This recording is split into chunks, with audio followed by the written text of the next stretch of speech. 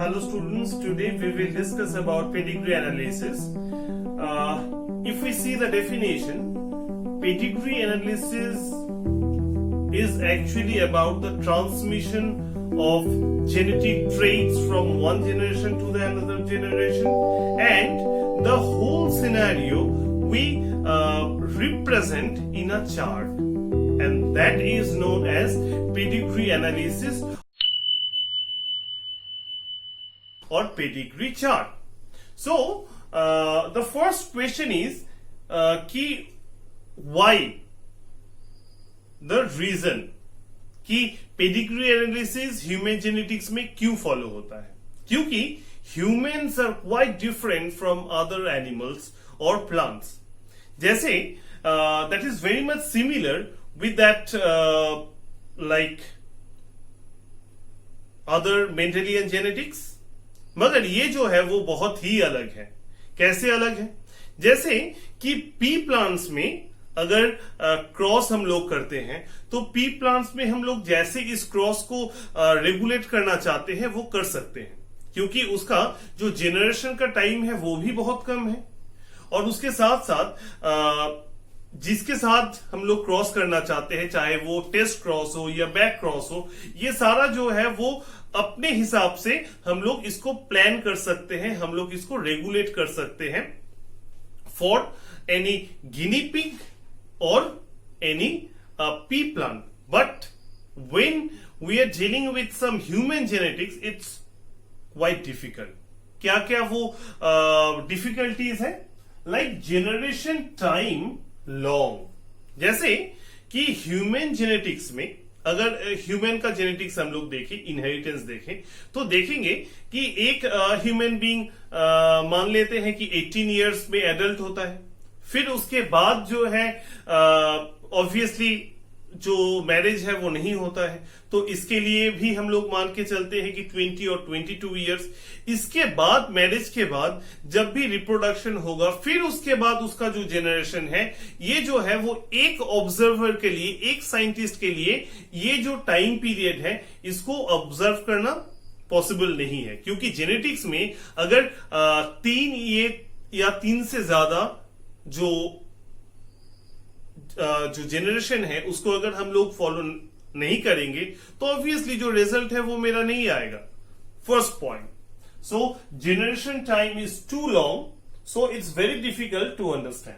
First of all, and the second, that is 3.4 generation can be observe in a single life. मतलब कि एक observer के लिए, एक साइंटिस्ट के लिए बस 3 जनरेशन और 3.4 जनरेशन तक ही देखना पॉसिबल है, इससे ज्यादा पॉसिबल नहीं है. And the next one, that is number of offsprings are very less.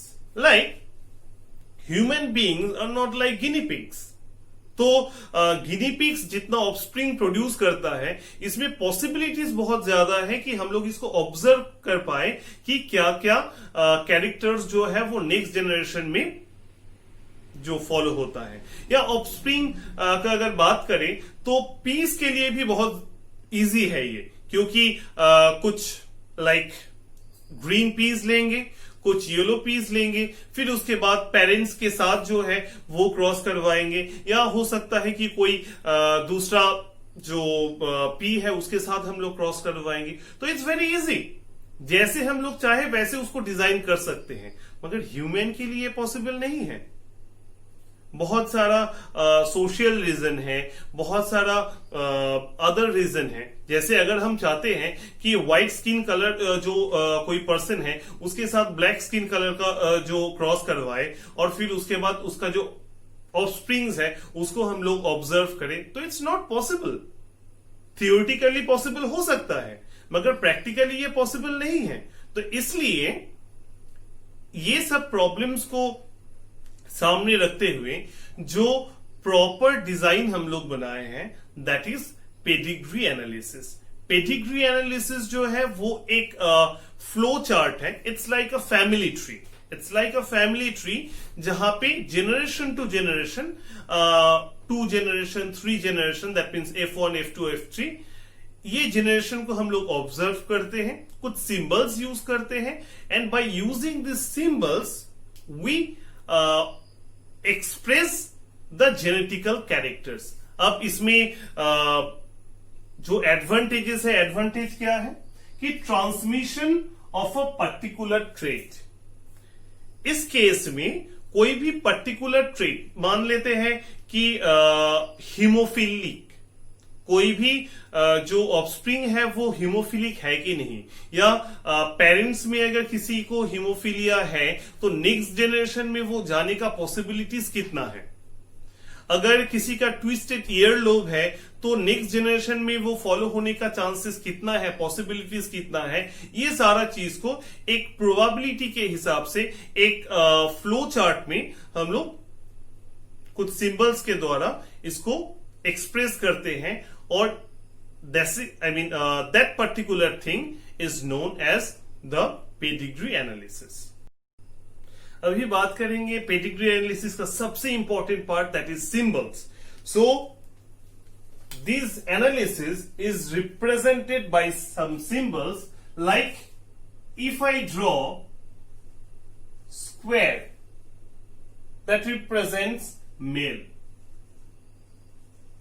and if we draw circle, that means it's a female, and diamond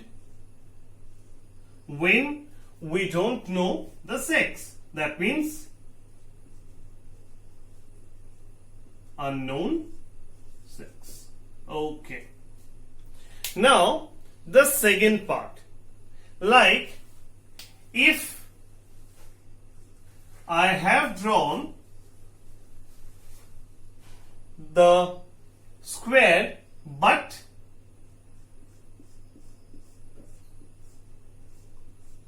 मैंने यहां पे इसको डार्क किया, जहां पे मुझे डार्क सर्कल और डार्क स्क्वायर दिखेगा, इसका मतलब है कि वो या तो एफेक्टेड मेल नहीं तो एफेक्टेड फीमेल होगा। जैसे by square, that means it's a male but it's a affected male, it's a affected male. If so, it's a female, but if we drag them, that means it will be a affected female. Now, if we just connect with a line, that means these male and female are couple, मतलब कि married couple है, यहां पे mating और reproduction हो सकता है। यहां पे भी अगर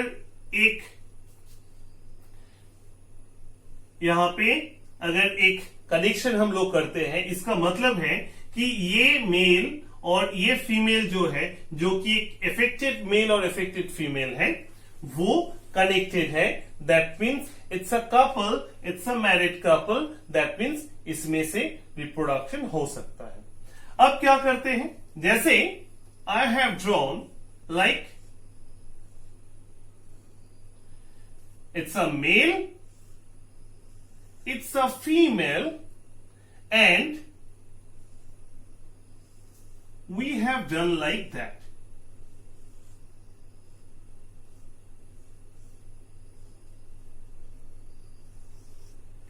What that means?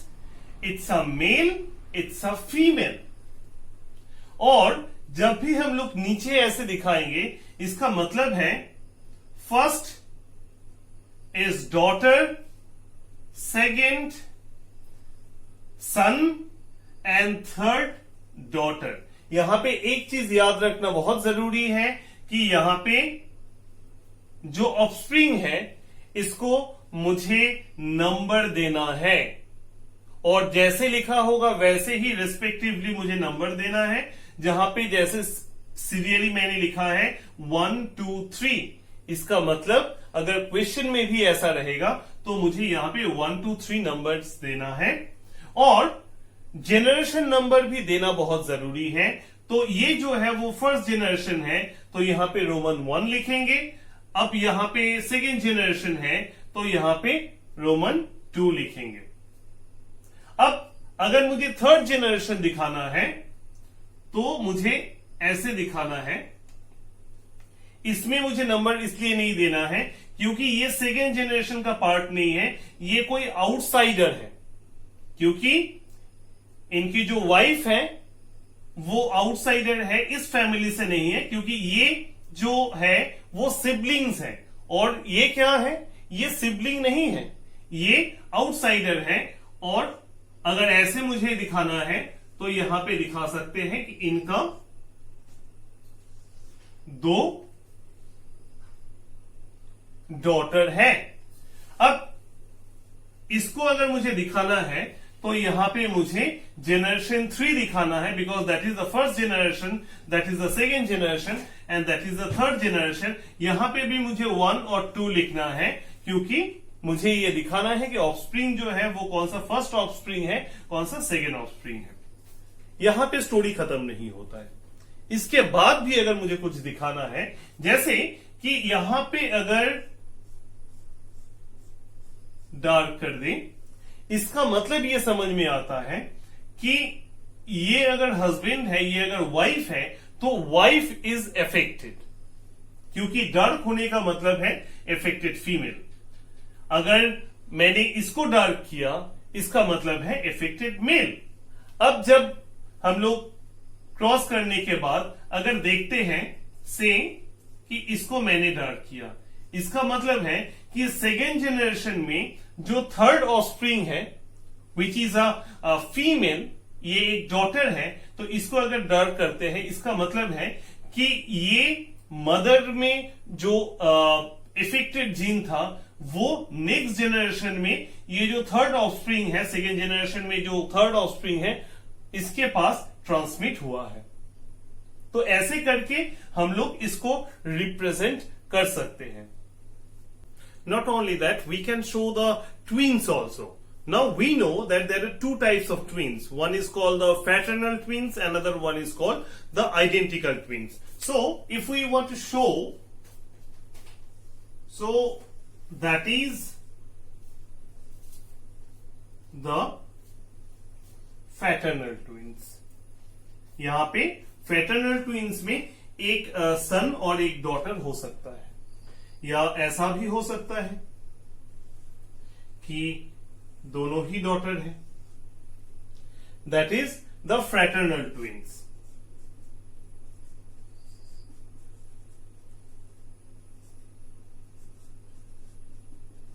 That is fraternal twins. And if I want to show the identical twins, because identical twins means they are same. And one more thing that you need to remember, in identical twins, sexes are always same. मतलब कि अगर identical twins है तो या तो दोनों ही सन होगा, नहीं तो दोनों ही डॉटर होगी। Like that is the identical twins, दोनों ही सन है। मगर एक चीज और याद रखना है कि इसको भी अंदर से कनेक्ट करना होगा। That means that is a identical twins. Not only that, I have shown the son, daughter भी हो सकता है। तो इसको भी यहां से कनेक्ट करना है। इसका मतलब है कि ये जो है वो आइडेंटिकल ट्विंस है। इसको जनरेशन में कैसे दिखाएंगे, जैसे कि that is a mother, it's a father.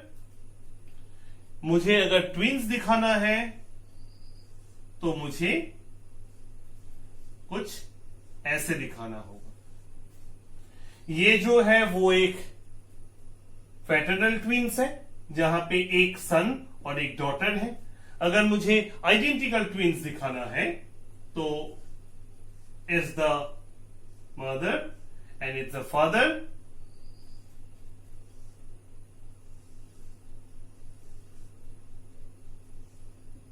That is identical twins जहां पे दोनों ही डॉटर है। अब कुछ एग्जाम्पल से समझते हैं। जैसे यहां पे देख के समझ में आ रहा है कि यहां पे 3 जनरेशन लेके हम लोग बात किए हैं, Roman 1, Roman 2 and Roman 3। In the first generation this is the mother, this is the father, and in the second generation हम लोग यहां पे देख सकते हैं कि टोटल 1, 2, 3, 4 नंबर दिया हुआ है। टोटल 4 ऑफस्प्रिंग्स हैं। यहां पे टोटल 4 ऑफस्प्रिंग्स हैं और यहां पे जिसमें नंबर नहीं दिया हुआ है इसमें थोड़ा सा और अच्छे से देखना है कि इसमें नंबर क्यों नहीं दिया हुआ है। क्योंकि ये फैमिली मेंबर्स नहीं है, ये सारे सिबलिंग्स नहीं है। ये जहां पे 3 लिखा हुआ है ये ऑफस्प्रिंग है, ये सन है, ये डॉटर है, मगर यहां पे जो है वो मैरिड कपल है, मतलब कोई आउटसाइडर है जिनके साथ इनका मैरिज हुआ है।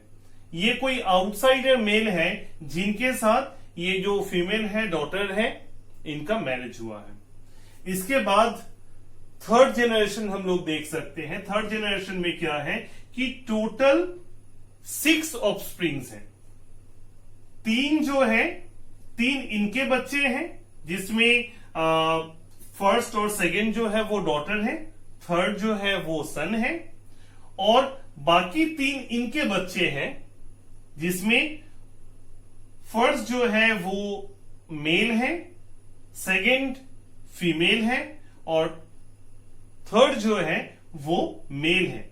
इसका जो नंबर है वो 4, 5, 6 क्यों किया गया? क्योंकि जो जेनरेशन है उसका नंबरिंग काउंट होगा। जैसे कि 1, 2, 3, इसके बाद है 4, 5, 6।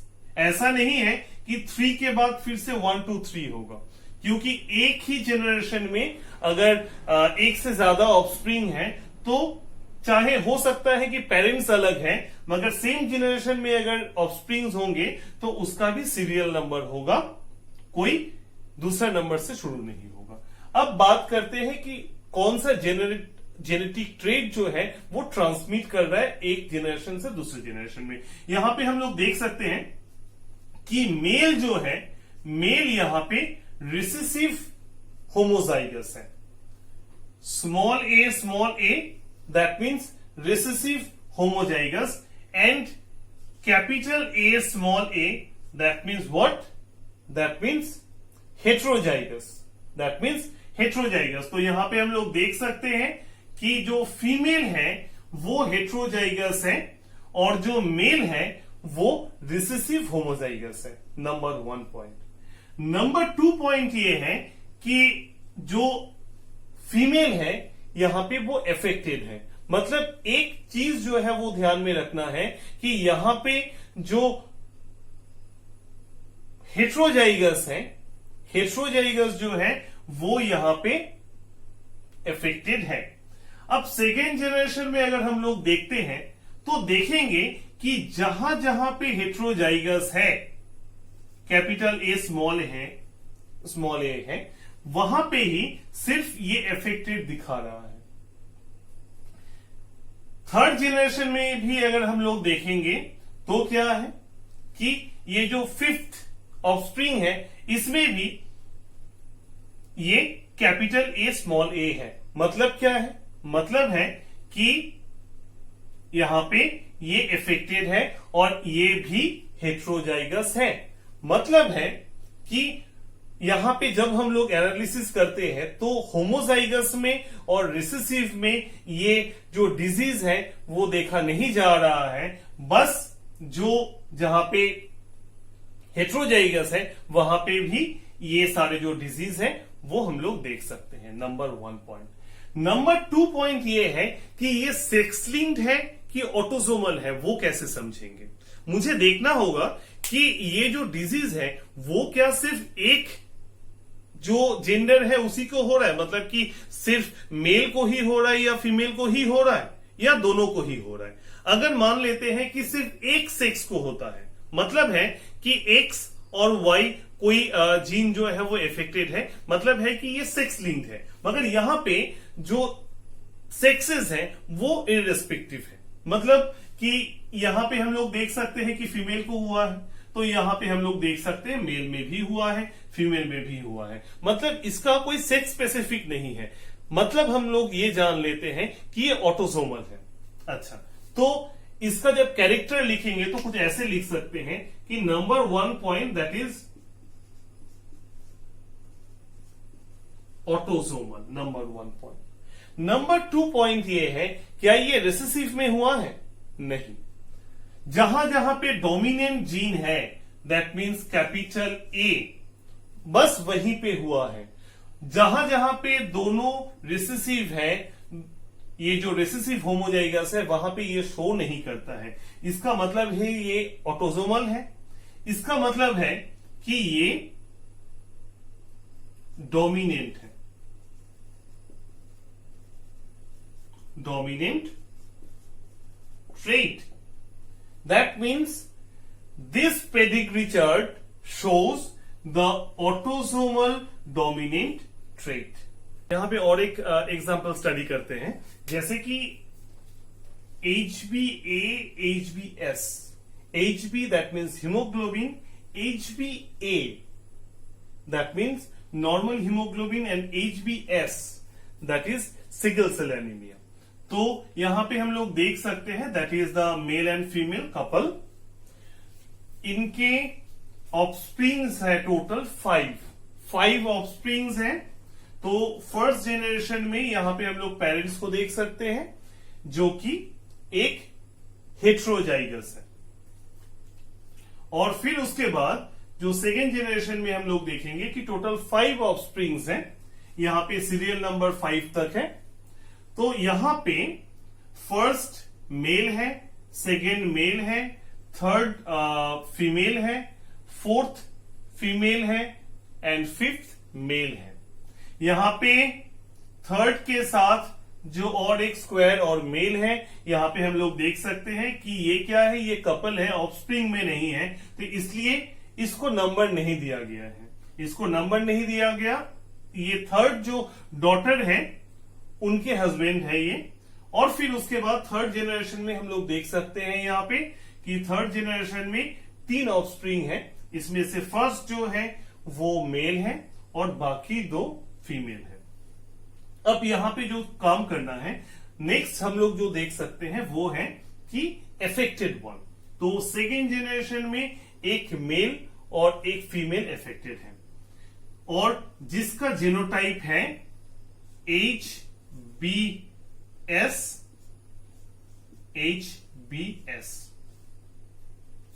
जो सेकेंड है इसका भी जो जीनोटाइप है that is HbS। Third generation में जो मेल अफेक्टेड है दैट इज ऑल्सो HbS। अब एनालिसिस करना है। एनालिसिस में हम लोग देख सकते हैं कि यहां पे जो मेल और फीमेल है, जब तक ये HbA और HbS हो रहा है, मतलब कि एक जीन में नॉर्मल है और दूसरे जीन में सिकल सेल एनीमिया है, तब तक ये इफेक्ट नहीं कर रहा है। इफेक्ट कब कर रहा है? जब HbS और HbS एक साथ है तब। अब हम लोग जानते हैं कि HbA जो है वो डोमिनेंट कैरेक्टर है। अब क्या है, इसका कैरेक्टर एनालिसिस करते हैं। फर्स्ट तो ये देखेंगे कि क्या ये सिर्फ मेल और फीमेल में हो रहा है? नहीं, मेल और फीमेल सब में हुआ है। इसका मतलब है कि ये कोई सेक्स लिंक डिजीज नहीं है, ये एक ऑटोसोमल डिजीज है जो ऑटोसोम के साथ ट्रांसमिट होता है। तो इट्स ऑटोसोमल।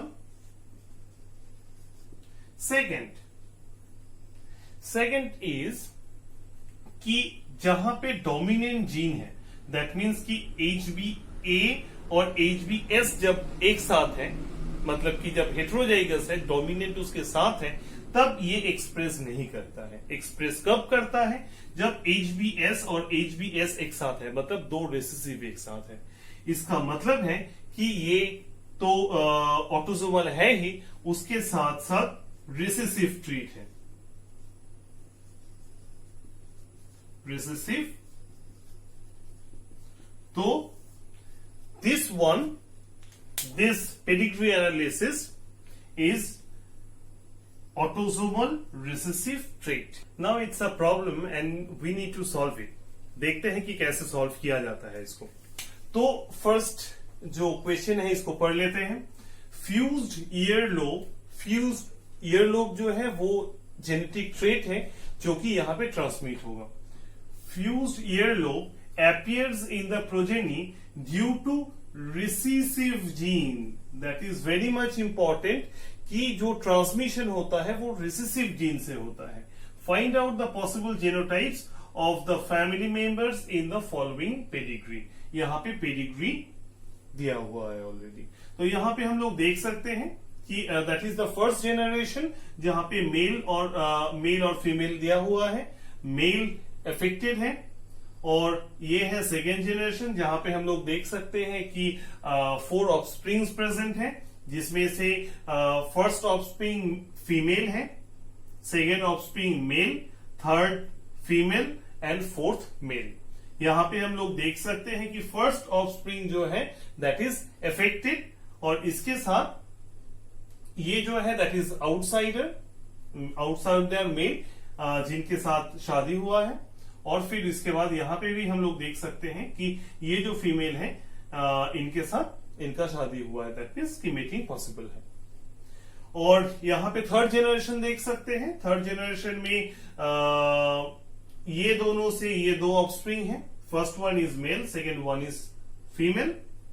और यहां से 3 ऑफस्प्रिंग प्रोड्यूस हुआ है, इनमें तीनों ही फीमेल, दैट मीन्स डॉटर्स है। तो यहां पे हम लोग नंबरिंग भी वैसे किए हैं, दैट इज 1 2 3 4 5। अब यहां पे देख सकते हैं कि जो फर्स्ट जनरेशन है यहाँ पे मेल अफेक्टेड है, सेकेंड जनरेशन में फीमेल अफेक्टेड है, और थर्ड जनरेशन में भी 1 फीमेल अफेक्टेड है। अब यहां पे जो फर्स्ट चीज बोला गया है वो है रिसेसिव जीन। मतलब कि अगर हम मान लेते हैं कि रिसेसिव जीन जो है वो स्मॉल ए है, क्योंकि स्मॉल से ही लिखना है, तो इसको हम मान लेते हैं कि ये स्मॉल ए है, क्योंकि बोला गया है कि रिसेसिव जीन जो है वो अफेक्टेड है। तो इसको भी स्मॉल ए कर देते हैं, क्योंकि रिसेसिव जीन्स है, ये भी स्मॉल ए होगा। अब क्या है, मुझे ये देखना होगा कि जो फीमेल है इसका जेनोटाइपिक कैरेक्टर क्या होगा। 3 हो सकता है, या तो कैपिटल ए होगा, नहीं तो कैपिटल ए स्मॉल ए होगा, अदरवाइज स्मॉल ए होगा। अब क्या है कि स्मॉल ए तो हो नहीं सकता है, क्योंकि अगर स्मॉल ए होता तब ये अफेक्टेड होता। कैपिटल ए भी नहीं हो सकता है। क्यों नहीं हो सकता है? क्योंकि अगर कैपिटल ए होता और इसके साथ ये क्रॉस होता तो डोमिनेंट कैरेक्टर ही शो करता, कभी भी ये जो रिसेसिव कैरेक्टर है वो शो ही नहीं करता। और सेकेंड जनरेशन में या थर्ड जनरेशन में ये जो रिसेसिव कैरेक्टर्स है एक साथ होमोजाइगस है, वो पॉसिबल ही नहीं था। तो अल्टीमेटली हम लोग ये जान सकते हैं कि ये जो है वो कैपिटल ए स्मॉल ए ही है। अब सेकेंड जनरेशन में आते हैं। सेकेंड जनरेशन में क्या होगा, ये भी कैपिटल ए स्मॉल ए होगा, ये भी कैपिटल ए स्मॉल ए होगा। This one and this one is also capital A small a, capital A small a. ये सब का जेनोटाइप जो है वो कैपिटल A small a ही होगा। इसमें क्या होगा, that is also capital A small a। ये जो है इसमें भी रिसेसिव कैरेक्टर्स नहीं है, तो that is also capital A, capital A, capital A present है। मतलब यहाँ पे अगर जो फैमिली मेंबर्स में अगर जेनोटाइप्स देखा जाए तो अलग करके हम लोग इसको अगर लिखेंगे तो मेल जो है दैट इज स्मॉल ए, और इसके साथ जो फीमेल है that is capital A small A. Second generation में जाते हैं। सेकेंड जनरेशन में क्या होगा, that is the first generation. Second generation में क्या हो सकता है, सेकेंड जनरेशन में जो फर्स्ट जो जेनोटाइप है, फर्स्ट जो ऑफस्प्रिंग है वो होगा स्मॉल ए। इनके साथ मेटिंग हुआ है that is capital A small A. यहां से हम लोग देख सकते हैं ये हम लोग बात कर रहे हैं सेकेंड जनरेशन का। सेकेंड पार्ट में that is capital A small A, क्योंकि ये अफेक्टेड नहीं है। थर्ड में हम लोग देख सकते हैं कि ये कैपिटल ए स्मॉल ए, और दोनों ही नॉर्मल है तो capital A small A. And ultimately that is also capital A small A.